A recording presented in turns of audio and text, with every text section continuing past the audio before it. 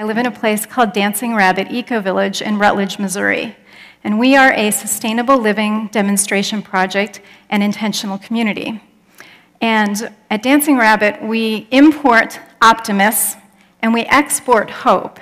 And that hope is because we are 75 people who are actually making the 10% mark in some of the most important ecological measurements that we have.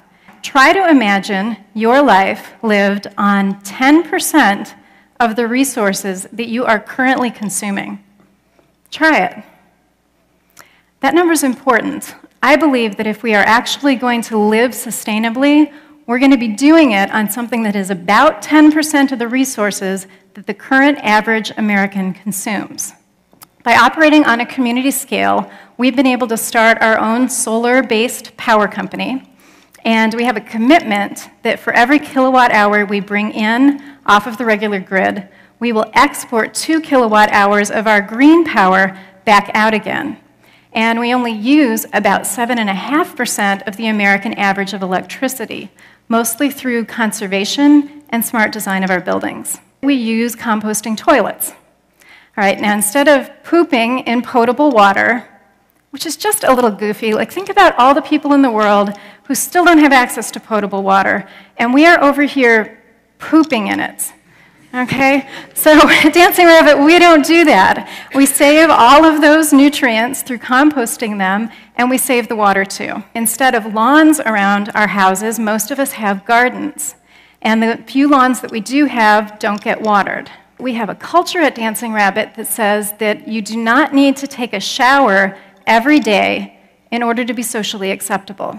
So we are 75 people who are sharing those 4 cars. And that is 6% of the US average of number of vehicles. And then within that co-op, we only use about 7% of the fuel. All right, so what do we do with food? So we recommend local, organic, and low on the food chain.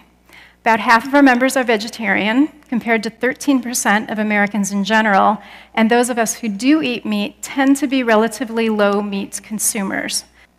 All right, now buildings are also complicated. So you have to think about the materials, the distance that they travel, the square footage of your home, and the efficiency. I've already talked about the utilities, so let's look at materials for a minute. Now we do use some concrete and styrofoam, and metal roofs are the most efficient if you want to capture water off of your roof. But most of our materials are actually more at the natural building end of the spectrum. We have about 230 square feet of average indoor space compared to 750 square feet, which is the US norm. So does this look like it sucks? I mean, I actually think that I'm living a really good, high-quality life.